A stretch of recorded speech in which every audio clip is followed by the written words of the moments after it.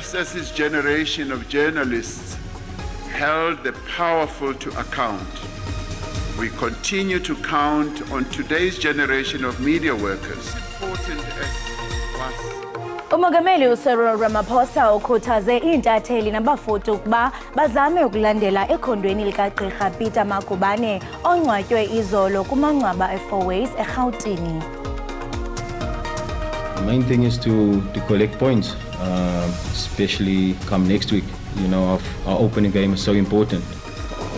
Umqeqeshi wabafana Hugo Brosh uthi umdlalo wabo nemali uzocacisa ibanga elizohanjwa ibafana kwe-AFCON e-Ivory Coast.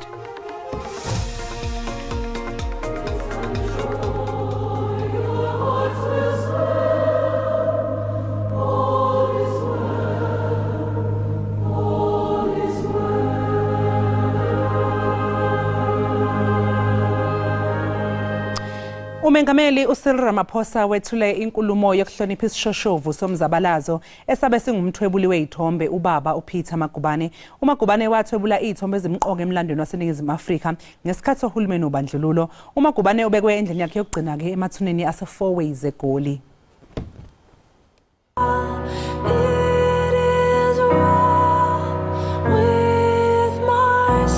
Dokotela uMakubane ubetuswa ngeqhaza lomsebenzi wakhe ekuqumbeni phansi uhulumeni wobandlululo kuleli ngenxa izithombe azithwebula. Lezi zithombe zifaka phakathi ezabe zibonisa umhlaba icala eladuma kakhulu iRovonia trial, imashi yabesifazane yango-1956, imashi yabafundi bango-1976 kanye nezinye izigameko ezenzeka ngesikhathi sobandlululo. Indodakazi yakhe ufikile Makubane ithi kwayithatha isikhathi ukuqonda ubumqoka bomsebenzi kayise ezweni. One of the things I often think about as his daughter is that there were many crossroads at which I felt very confused at the road my father took. As a true daddy's girl, I wanted nothing more but to be with him all the time. It took me growing up to begin to understand the kind of man he was. Uqweqwe lentatheli olwabe luyibambe noMakubane ephephabhukwini drum uJoe Hlolwe ithi uMakubane wabe gqugquzela ukubambisana phakathi kwezintatheli. Peter Makubane, always generous, always trying to build rather than pull down. If there's one message we carry from him here as journalists, it's that we need to work as a team. One might succeed better than the other, but ultimately we need to hold hands. uMakubane owahlonishwa ngendondo iNet Nagasa Award for Courageous Journalism ubezifela ngomculo wejazz okukhona kuwo nengoma kaMakadebona emculweni Abigail Kubheka esihloko sithi Love Makes a Woman. It's a jazz song.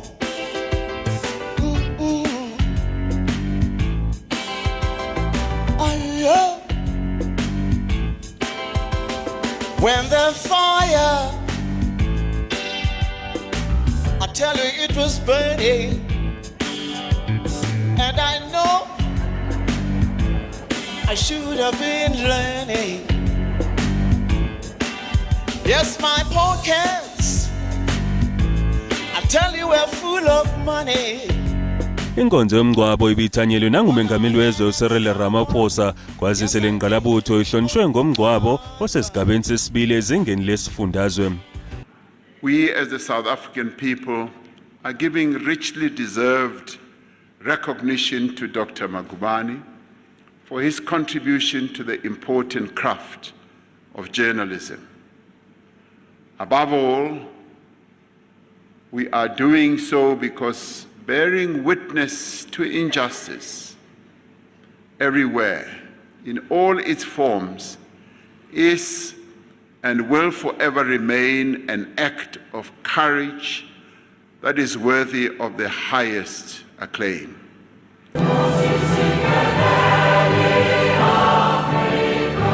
uMagubane udlule emhlabeni lolunye kwephezulu eneminyaka engama-91 kanti emhlabeni ushiya izingane zakhe, abazukulu kanye nabazukulwana.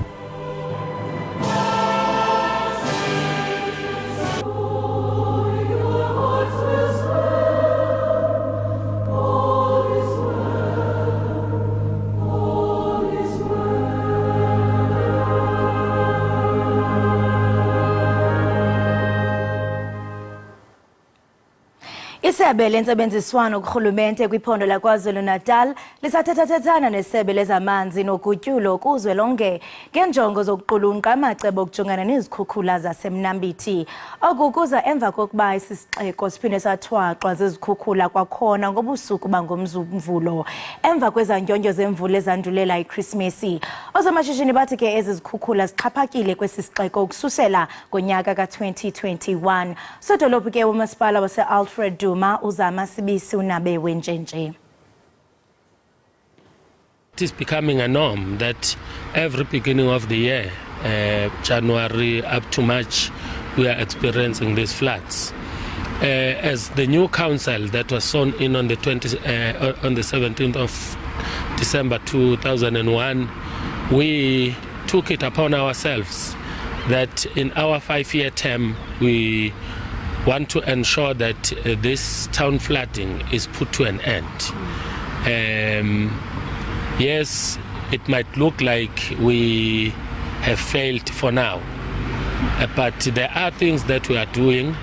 We enlisted the services of SOPEC consultants who advised us, who gave us some advice, like the non-functional valves, like your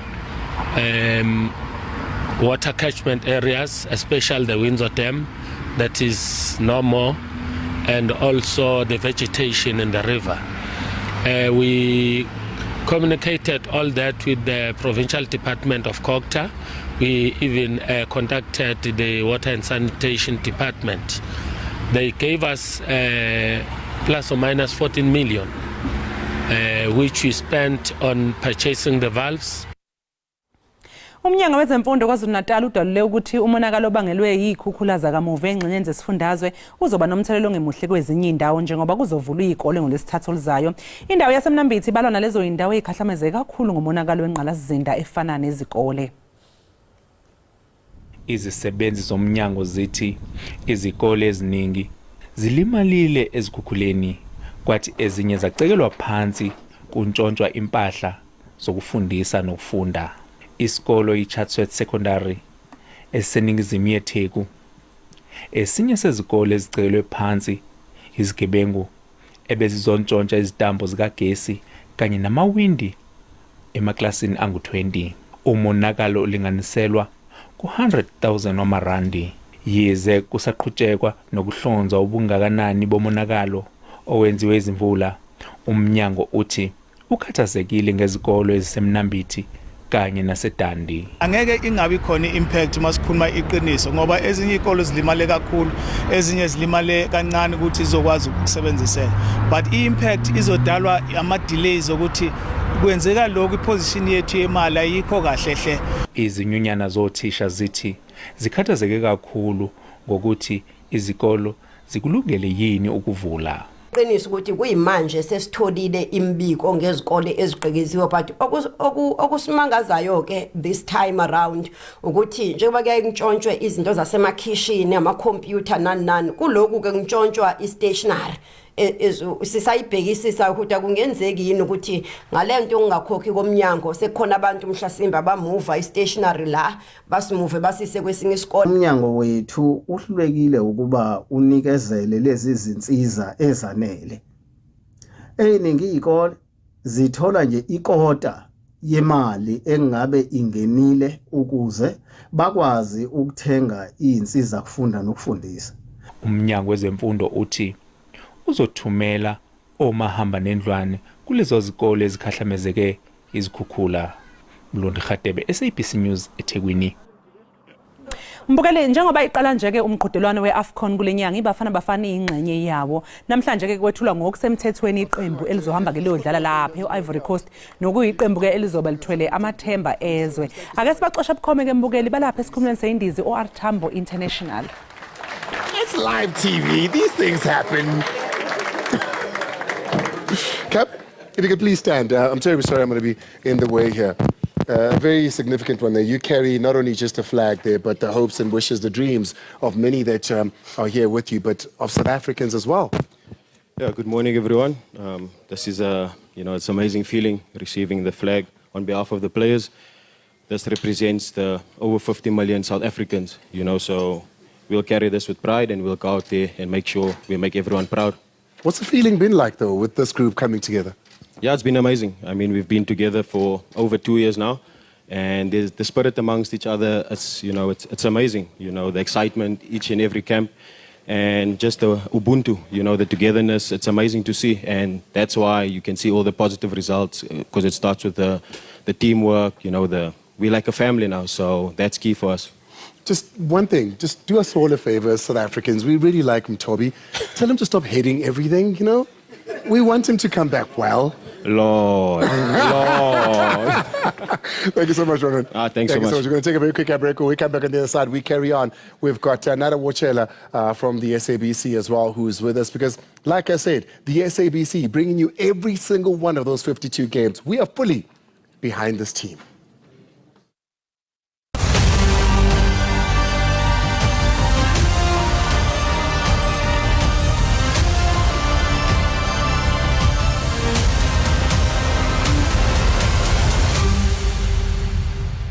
Ityala loMzantsi Afrika ngakwilizwe laseSirayeli lizaxoxwa namhlanje kwinkundla yezizwe ngezizwe eHague eNetherlands.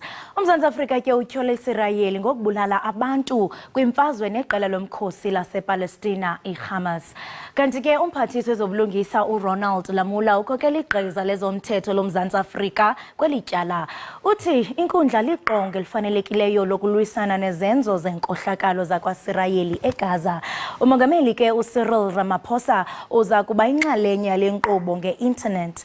UMzantsi Afrika ke ufuna ukuba i-ICJ ikhuphe umyalelo wethutyana oza kumisa ngoko nangoko amaphulo omkhosi wamaSirayeli eGaza.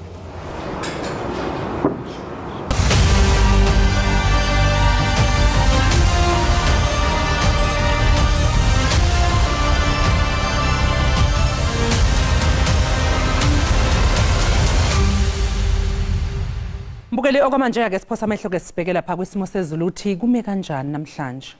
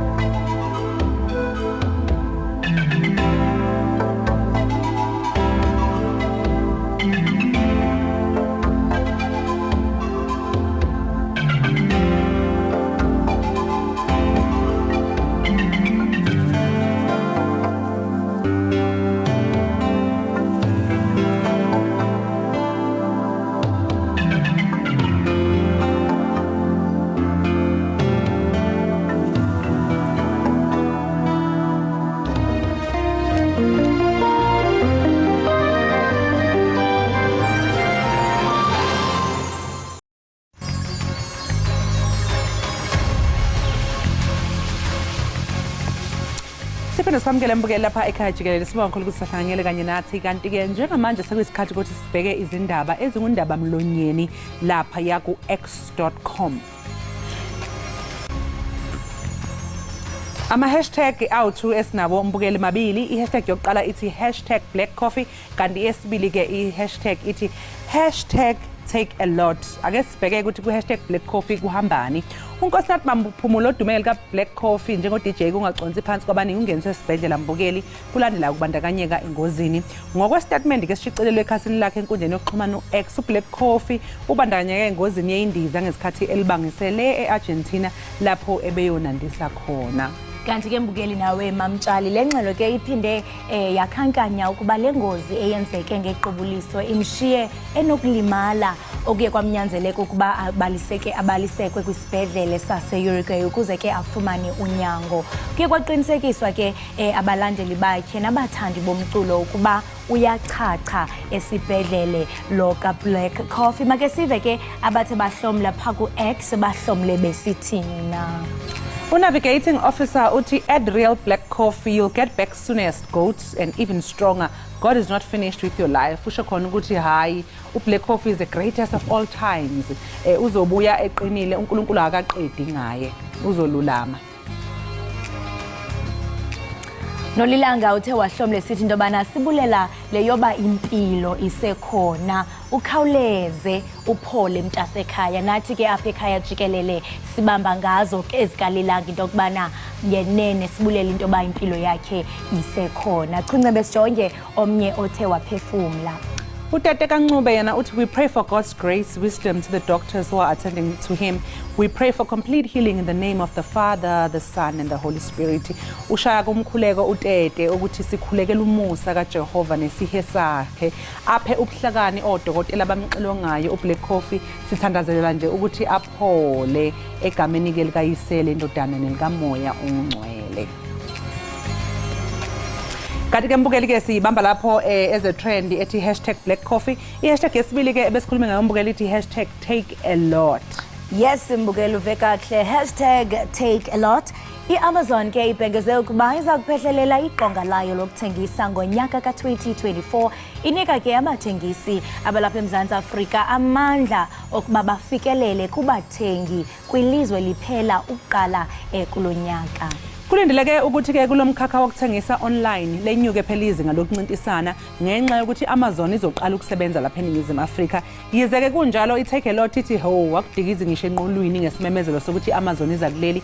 Lokho ke kuzemva ukuthi isikhule siphezulu seNaspers South Africa uphuthi Mahanyele Dabengwa sikubeke kwacaca ukuthi njengoba bengamele iTakealot akukho kuzophazamisa ukusebenza kwabo nokuthi bancintisane nezinye inkampani ezenza umsebenzi ofanayo. Ukhulumile ke waphawula uWolf of Small Street lapha ku x.com uthi yena Takealot unfazed by Amazon lol please. Naspers has already started investing more into Takealot to try and compete and that's a sign. Takealot had become very complacent. uWolf of Small Street ke uthi yena uyahleka ukuthi hawu iTakealot ithi ayi akudikizi saqakala nje ngokuthi kuze Amazon uyahleka ukuthi hayibo ihlaya ke leli phela inkampani le Naspers vele ibisibonakalile isifaka imali ethe xaxa ukuze phela izame ukuphakamisa izinga lika Takealot. Uyabona ukuthi cha lolu uphawu lokusho ukuthi cha nabo bayabona ukuthi le iAmazon izoza impela kuzwakale. Uthi cha kuhle lokho kwenzakalayo ngoba vele iTakealot ibisithe ukurelax ibisikhuleka kakhulu lapha eNingizimu Afrika. Ukhona omunye kholosa uPaulile. Yes, Desire Uti, my projection. Amazon will offer a few rands less to the prices offered by Takealot. Added with the faster turnaround time, they might do pretty good. Also, Amazon offers a range of goods that Takealot doesn't have in SA. Their international footprint is going to challenge Takealot. Lona umhlomli uyabonakala into bana uyathelekisa phakathi kuka Amazon naye uTakealot njengokuba umsivi into bana uthi Amazon yena uzawunikeza inkonzo ngenani eliphansi ezi-offerishwa ngubani nguTakealot kwaye ke uyathi into yokubana uAmazon yena uzawunikeza inkonzo eziliqela uTakealot anganazo apha eMzantsi Afrika. Uyathi into yokubana kuyabonakala into yokubana i-footprint yabo yaphesheya kwamalwandle izawuqubisana kakhulu nayo iTakealot. Chincembe ke sijonge abanye bathe bahlomla pha ku-X bahlomle besithini. Judge John Deed, uthi Jikelele already has competition in South Africa. It's called Loot Online. The first and only black-owned online shopping platform. As a black South African, I shop there. I wish more black South Africans would support their own kind. #BuyBlack. Judge John Deed ke usuvula amehlo ngokuthi cha iJikelele uthi bivelisa inaba abantu encintisana nabe South Africa ke uyayisho inkampani abancintisana nayo lapha yana. Uthi futhi uyafisa ukuthi ke njengabantu abamnyama lapha eSouth Africa singasupportana noma sesekane ngokuthi ke abantu abamnyama bathenge khona lapha ya. Leyo ke bekuyi ukuphawula kokugcina ke lapha ya ku x.com bukela siphinde sikukhumbuze phela ukuthi ke lokhu kuphawula ngokwabasebenzisi baka x.com ngakho ke iSABC lihayi kanjalo neEkhaya Jikelele angeke baphawula ngokukhononda okungase kuvele ngayo. Ewe injalo kanye mbukeli kanti ke singumzantsi Afrika masibambeni ngezandla sithandazele imvumi yethu yodumo uBlack Coffee. Ewe kaloku wena mamtshali sikhonza uqamatha kwemimangaliso nakuleni meko nakuleni ngxokolo uzawudlula kwaye simlindile apha ekhaya kanti ngoku ke basithi qhwisi bhatala amatyala sekuninzi esiniphathele kona apha ekhaya Jikelele.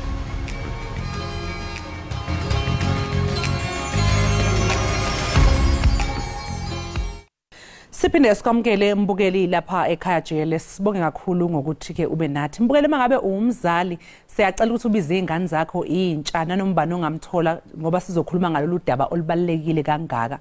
Ihabli babli nephinde ibizwe nangokuthi ihookah pipe idumile futhi ke ithandwa kakhulu yize izazi zezempilo zithi kuyingozi ukuyibhema. Esigamekweni ke sakamuva mbukeli owesilisa neminyaka ngama-30 waseMahikeng uhlaselwe yisifo sohlangothi esihlobene nokusebenzisa ihabli babli. Imbiko ke ithi lamapayipi ayingozi nakakhulu kunogwayilo owejwayelekile. Ukuxoxa kabanzi ngalolu daba sithe cha asixhumane ngohlobo lweZoom nodokotela wezempilo udokotela uFaith Mahlangu. Dokotela asikubingele sikwamukele lapho ohlelweni ekhaya Jikelele sibonga kakhulu ngokuthi ke uhlanganyele kanye nathi. Ngiyabonga ukuthi ningivumele ukuthi ngizokhuluma nani mayelana indaba ebalekile kakhulu. I'm very honored to be on this platform. Sibonga kakhulu nathi dokotela ngesikhathi sakho ukuthi ube nathi ngoba lolu daba impela sokhuluma ngalo namhlanje lubaleke kakhulu ngoba siyayibona indaba yehabli babli ukuthi nje sekuyinto esetshenziswa ubusaphasapha ngapha nangapha intsha nje mangabe ithokozisa ayikwazi ukuyithokozisa ngaphandle ukuthi kube khona ihabli babli. Ihabli babli yasetshenziswa kakhulukazi abantu abasha ungasitshela mhlawumbe ke ngeingozi zezempilo ezihlobene nayo le habli babli uma ngabe nje kuqhathaniswa nanogwayo ojwayelekile. So and we are sure to happily public vele it's everywhere now. We are to a party abantu abasha vele they're constantly using it and kuba ngathi it's the norm. And a lot of them think ukuthi it's safe and I think the thing that makes people think ukuthi it's safe is ukuthi kunamanzi. So they say ukuthi it's a water type and it's fine. But the thing is ukuthi there's flavors which are used in the habli babli. And when you compare it to a cigarette, the flavors have tobacco, né? And in cigarettes, there's also what we call tobacco. So automatically that tells you that there's a dangerous substance in the habli babli. The only thing is that the flavors have a certain taste, so it might make a person think that it's less of a risk. But that tobacco has nicotine, which is also present in cigarettes. Nicotine is what causes the addiction. So muntu, the moment they start smoking nicotine a lot, then you have dangerous drugs, dangerous chemicals, the carbon monoxide. Carbon monoxide is a toxin that the moment it affects the oxygen levels, once again affecting our blood vessels, affecting infusion. Then you have tar. Tar that is in tobacco, that it does. I don't know if you've seen when people are smoking, their teeth change in color. Sometimes you see that their hands change in color. So that part changes the color of people's teeth and hands, but also tar causes cancer. So what I'm saying is the chemical or the product that is in tobacco is present in hookah pipe as well as cigarettes. And that's why when people think Uguti ihabli is safer, there's nothing that could be further from the truth. And ngiyaphela ukuthi njengoba nawe kade usho ukuthi noma besebenzisa ihubly bubbly bacabanga ukuthi mhlawumbe ayisiyona ingozi ngoba nje amanzi njalo njalo. Kodwa mangabe uthi uyacabanga uyayibukisisa lento ukuthi uma ngabe udonsa lamanzi awayini wona lamanzi emaphashini. And it's a very important question, Ebuzayo. Ayaya. And then also when you look at it's smoke that goes into the lungs. And if you look at the way that ihubly is consumed, in an hour, umuntu is going to consume around 200 puffs. And then when you compare it to cigarettes is around 20 puffs. So you can imagine with the concentration of that smoke, of that tar, of that nicotine that goes into your lungs in that one setting of smoking. And another thing is what people then share the pipe. So not only are you consuming the smoke, but now you're sharing infections with other people. So e-usage is very risky for people who are using it. Manje ke doctor endabeni ke yalendoda eneminyaka ngamashumi 30 ubudala ehlaselwe yisifo sohlangothi kuthi ihubly bubbly iyaba nesandla kanjani ke yona kuloko? Okay, so yakhumbula ukuthi when I explain ukuthi in the tobacco you have chemicals which are very damaging, which are similar to cigarettes. So these chemicals have carbon monoxide. What happens is that the moment it affects the oxygen in the blood vessels, and that then means the amount of oxygen in the cells, the amount of oxygen in the blood vessels, it causes increased blood pressure. What does that do? That means there's going to be an increased risk of heart attacks, there's going to be an increased risk of strokes, there's going to be people who have an increased risk of having a high blood pressure. So it has a very bad impact on, we call it the cardiovascular system. So that's inhliziyo, nama blood vessels associated. And if umuntu then gets a stroke, that's a big blood vessel that's involved in the brain. Umehluko dokotela ukuphi ke phakathi kwe-hubly bubbly kanye ne-vape ngoba abanye bathi hayi mina ngisebenzisa i-hubly bubbly ngiya-vapor yona i-vapor nawo ayinawo ubungozi obufana nobe-hubly bubbly. Remember, once again, it's smoke, right? Now, who are vaping, those substances that they use, they have more flavors that they use also with vape. Now, it contains that same substance, which is the tobacco. So once again, you're ingesting, tobacco into your system. And it's important with more tang. You must look at the ingredients. You all with the nicotine, tobacco, which further then exposes you. However, I do need to say with the vaping, there is some research that's been done around effect of vaping and all of that. But from a clinical perspective, anything that you are ingesting that is smoke, that has nicotine, that has tobacco, is a risk for your lungs. It's a risk for your health. So do not think just because this has a certain flavor or this has a certain make, it won't increase your risk. And also another thing, people who are smoking are also putting abantu who are around them in danger because the risk of acquiring lama complication from second-hand smoke as well increases. So if I sit when I'll bring it, but you're around abantu ababhema ihubly or vaping or cigarettes, you're now at risk of these complications that I also mentioned because of the chemicals that exist. Manje dokotela ke ingabe ikhona nimpawu okufanele ukuthi abantu bazike ngazo ezibonisa izinkinga zempilo ezihlomeneke nokusebenzisa ihubly bubbly? 100%. Immediate complications ngaba ukuthi the moment you start find ukuthi you're coughing more than usual. Awusakhona ukuphefumula kahle. If you start having heaviness of your chest. And then also remember I mentioned ukuthi nicotine is addictive. So sometimes you may find that some people are unable to stop. Yes. Wherever you go, that's now telling you a complication. And then you have the long term. Long term, it affects the cardiovascular system. Affects our veins. So then you could have a stroke, increased blood pressure, a heart attack. But then also cancers, cause an increase in risk of cancer, lung cancer. Remember, maubema, you're exposing your lips, you're exposing your tongue to lama chemical lenguashil. So you can even find yourself having lip cancer. You can find yourself having cancer of your tongue, of the throat. So there's an increased risk of just uba cancer the moment you expose yourself to this. Also, you can find yourself having bladder cancer. And then another one, abantu seem to think because there's low risk, even when they are pregnant. My studies are confirmed if while they're pregnant, there's a risk at a low birth weight. That can further complicate some outcomes. So it's so important to be aware that is not something to be taken lightly. It's important to understand our complications, especially for people's health. Manje doctor nje ke sesiphetha ikupho ngokusho mhlawumbe umyalezo ongawusho ebantwini ke abayibhema ihabli nje yokuthi ubaqwashise nanokuthi mhlawumbe uphinde ukhuluma amagama mhlawumbe azokwethusa lo ongakaqala besacabanga uqala ukuthi hayi avela acabanga kwesibili.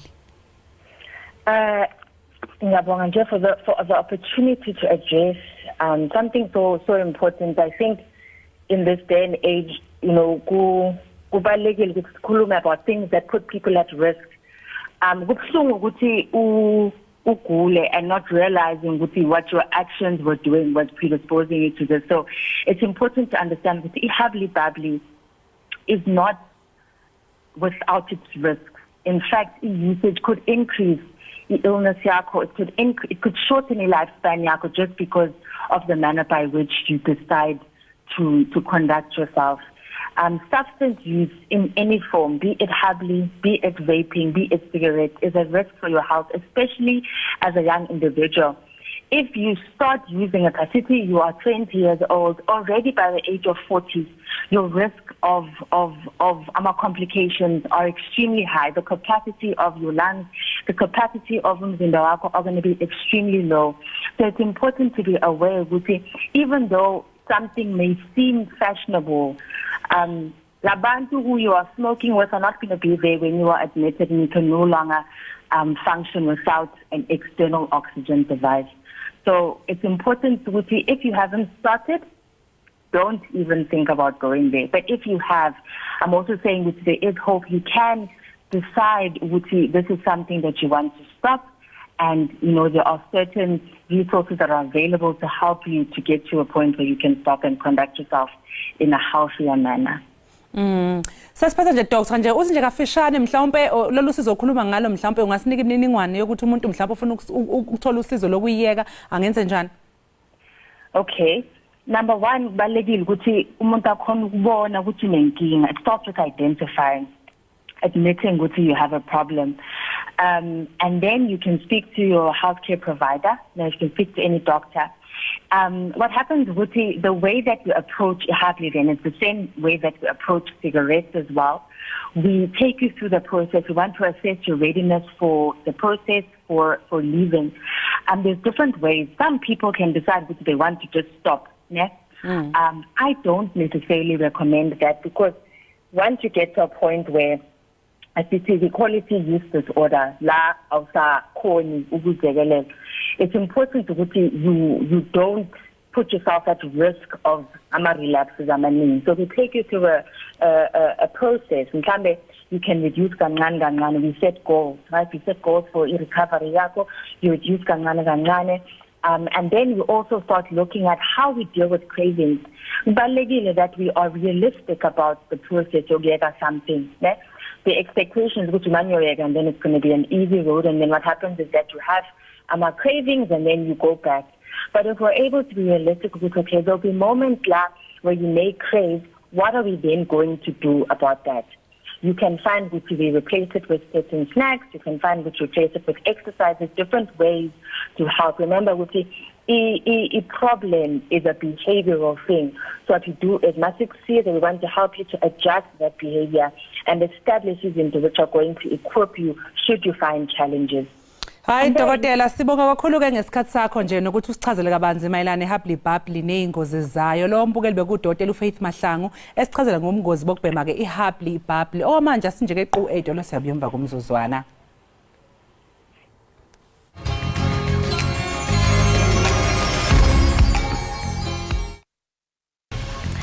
Enkosi kakhulu ngokuhlala nathi nisasibukele apha ekhaya Jikelele. Ukanti ke ngoku singena kwisiqendu sethu sika ubusazi nama ke sijonge ke ukuba sesiphi isiganeko esenzekayo okanye esenzekileyo kule veki oya kuba nomdla kuso. Uvuyokazi Kafile wenzela inqaku. Ubusazi na ukuba ngomhla wesibhozo kuJanuwari wonyaka 1912 amaqhawe omzabalazo uJohn Langalibalele Dube, Josiah Changana Gumede, Pixley Kaisaka Sime noSoplatyi bahlanganisana eBloemfontein baseka iAfrican National Congress eyayibizwa ngokuba iSouth African Native National Congress. I-ANC yabhengeza injongo yayo yokuhlanganisa onke ama-Afrika njengabantu banye ukuze bakhusele amalungelo kunye nenkululeko yabo. I-ANC yasekwa kanye ngelo xesha uMzantsi Afrika wawuguquka ngokukhawuleza okukhulu. Kwafunyanwa iidayimani ngo-1867 kunye negolide ngo-1886. Abaphathi bomgodi babefuna inani elikhulu labantu ukuba basebenzele emigodini. Imithetho neerhafu zaziyilelwe ukuba zinyanzelise abantu ukuba bashiye imihlaba yabo. Owona mthetho wawungqongqo yayingumthetho womhlaba ka-1913 owawuthintela abantu baseAfrika ekuthengeni, ekurenteni okanye ekusebenziseni umhlaba ngaphandle kwakwiindawo zolondolozo. Ngo-1944 kwasekwa i-ANC Youth League. Inkokheli zalo mbutho olutsha zaziquka phakathi kwawo amagqala omzabalazo angasekhoyo kweli, uNelson Mandela, uWalter Sisulu noOliver Tambo. Ngokwenza oku ke babekholelwa ukuba ama-Afrika aza kukhululeka. Ngo-1991 kwinkomfa yesizwe ye-ANC uNelson Mandela wonyulwa njengomongameli weli qela. uOliver Tambo wasebenza njengomongameli ukusuka ngo-1969 ukuya ku-1991. Uthethathethwano olwaqalwa yi-ANC lwakhokela ekubanjweni konyulo lokuqala oluyimbali ngo-April ka-1994. I-ANC yaphumelela olunyulo lokuqala lwembali, umnyinge weepesenti ezingama-32 ekhulwini kwiivoti ezingaphezulu kwezigidi ezingama-22 ebezixhasa i-ANC. Ngomhla we-10 kuCanzibe ngo-1994 uNelson Mandela wamiselwa njengomongameli woMzantsi Afrika. I-ANC yalawula ukusukela ngoko. Kodwa ke ngoku nangona kukho iingxaki ezijongene nalo mbutho, umongameli weli uCyril Ramaphosa uthi bayaphupha abantu abacinga ukuba i-African National Congress iza kusuka esihlalweni. Ukuqavula banzi lomba sikrwece uGqirha Sakhile Hadebe ngumhlalutyi wezopolitiko. Gqirha Sakhile, masikubulise sikwamkela inkqubeni. Ngibingelela lapho e-studio nabalaleli bakhaya. Enkosi kakhulu. Ungathi sibaluleke kangakanani isikhumbuzo seminyaka elikhulu sombutho we-ANC xa kujongwa imeko yezopolitiko ngoku apha eMzantsi Afrika? Ngicela uqale phansi umbuzo uqale ekuqaleni wathi ungazwakali kahle esiqaleni. Siqolise ngalonto Gqirha. Benibuza Gqirha into kubana ungathi sibaluleke kangakanani esisikhumbuzo seminyaka elikhulu sombutho wayo i-ANC xa sijonga Gqirha imeko yezopolitiko ngoku nje apha eMzantsi Afrika. Ngicabanga ukuthi umgubho lo oJanuary 8 noma ukuzalwa kwenhlangano ebusayo umgubho omkhulu kakhulu enhlanganweni ebusayo nakubahlali abaningi base-South Africa njengoba phela kuyiyona inhlangano ebusayo ephethe uhulumeni. Ngaloku lusuku lolu umongameli ngokujwayelekile aphume namasu inhlangano ibhekephi onyakeni loyo ezobe uwona ukuthi yini ezobe yenziwa nakuhulumeni, kuke kuvele lapho nokuthi yini esiyenziwe uhulumeni wenhlangano ebusayo. So kuyinto ebaluleke kakhulu ukugubela kakhulu kubantu baseSouth Africa nakubaluka ANC jikelele. Futhi uma ngingaphosisi yona omkhulukazi onyakeni ngaso sonke isikhathi. Xa sithelekisa ke le ANC ikhoyo ngoku nexesha eyasekwa ngalo, ungathi mhlawumbe ungakanani umohluko njengombutho? Ngicabanga ukuthi umehluko mkhulu kakhulu. Kodwa mina angikholelwa ekutheni mkhulu kakhulu ngoba mhlambe abaholi abakhona manje benteketeke kakhulu kunalabo bakudala. Yebo khona izinga lobuholi nobuqotho ebantwini jikelele nje ngokujwayelekile vele lehlile. kodwa umehluko omkhulu phela futhi sikhumbule ukuthi ngesikhathi ufonywa ngo-1912 umbutho lo wesizwe kwakungewona umbutho ovuleleke kubona bonke abantu ukuthi babe amalunga wabo kwakuwabantu abathize abefundisa izifundiswa abantu abathize ekuhlaleni so okuhambe kwahamba njengoba uke washo umlando ukuthi kuthema sekufika ngo-1940 sekufonywa i-youth league ilapho sibone khona ukuthi ayivuleleke kungene kubona wonke abantu so ishintshile vele i-character nomnjalo babo bushintshile vele akulula siqhathanise kakhulu kodwa uma siyaqhathanisa-ke mhlambe-ke okungenani ngesikhathi ungena ekubuseni kube yimanje ngoba futhi uma uzobuka inhlangano ebusayo nenhlangano ephikisayo ngeke izifane iroli yayo noma indima emele idlale ekuhlaleni kodwa mase uzobuka mhlambe ngo-94 ungena emandleni kuze kuba yimanje cishe umehluko omkhulu kakhulu usuyabona nokukhathalela abantu kuyakukhombisa kuya kuncipha mhlambe yilapho efuna sikubheke khona ukuthi ushintshile kona kakhulu and uma ubheka abantu ngendlela ade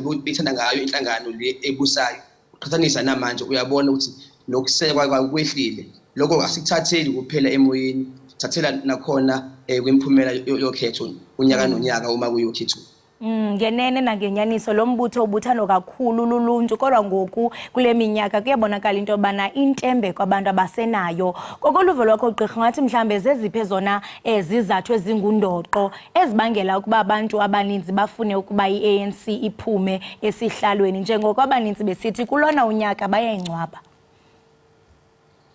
ikona kakhulukazi ungakhathaleli abantu phela manje abasayilandeleli ukuthi bakhululeke sebakhululeka abantu manje sebeyavota abantu sebefuna manje izinkonzo bafuna amanzi abantu ezindlini zabo bafuna izindlu zangasese bafuna izindlu bafuna imigaqo bafuna amanzi ahlanzekile abantu yiko lokho abakufunayo kodwa kucacile ngokuba manje lokho akuhambi kahle kunokusalela okukhulu emuva ikakhulukazi ezindaweni zasemakhaya base kuthi ezindaweni esesilungwini abantu babheke amathuba emisebenzi la abantu banamabhizinisi babheke support kodwa akuveli kunaloko kubonakala laba abasondele kakhulu abayizikhulu enhlanganweni ebusayo beceba bodwa bedla bodwa ikona-ke lokhu okwenza uzubone seke ngathi manje abantu bayakhathala bafuna ushintsho abantu njengamanje nokuthi laba phela abaningi abayibona i-ANC kekhathi izabalaza ikhulula baya ngokuncipha baya ngokuphelelwa amandla agenge manje enyukayo abantu abakhona manje yilaba abangayibonanga so bona bayazi inji abanayo lento yokuthi une-loyalty noma engabona ukuthi bayikweleta ngoba abazi kahle ibenzeleni bayibone manje bakhulile manje sekunje vele so kulula for bona ukuthi bavele bashintshe nje bathi sebeyaphuma kuyona ngenze umzekeliso-ke mina mhlawumbe uma ngikhuluma ungakhathali kwenkokheli ngithi mina uma kuthiwa akwenziwa amaklinikhi kwakhiwe isikole awukwazi phela ukuthi uvele ukuthi isikole sikhona sakhiwe emabhukwini kodwa isikole asikho sibonile endaweni eziningi lokho kuvela kusho kuneklinikhi la uma yobheka kodwa ayikho imali yakhona isebenzile ngize ngithi mina nakudala izingane uma zithunywa esitolo bayihambe yothiwa isinkwa ayibuya naso mase ushintshi ufihleke ushintshi angakazi ibuyisi kuyasiphethe noshintsho ungekho so ungakhathali kwabo abaholi for abantu ukwenza abantu bakhathale enhlanganweni ebusayo Gqirha Hadebe masibambe ngazibini ngexesha lakho sikufisela usuku oluhle enkosi kakhulu ubonga mina Lo wombukeli ke besetha naye ngugqirha Sakhile Hadebe umhlalutyi wezopolitiko sidlana indlebe nayo ngekamva notshintsho oluthelwenzeka kwiqela eligquzo lemigqa kweli i-ANC siziqela ke siziqonqotha ngolohlobo ezanamhlanje bekumnandi nje ixesha lutshaba uyayibona la performance yala hour sibavela ababukeli bethe mabaphindi into emnandi yaphindi we want more mbukele namhlanje bekuvalela iqembu lesizwe bafana njengoba lihamba libhekise amabombo enhlokodolobha yase-Ivory Coast i-Abidjan namhlanje iqembu ke lisesikhumulweni seyindiza liyahamba silifisela nje inhlanhla iqembu lesizwe sengathi ke lingabuya nayo indebe njengamanje kambukeli sizwile ke ukukhala kwakho iqembu leli lomdanso selibuyile ke sinivalelisa ngalo nisale kahle basobashiya ke beshaya into abadume ngayo into ecokeme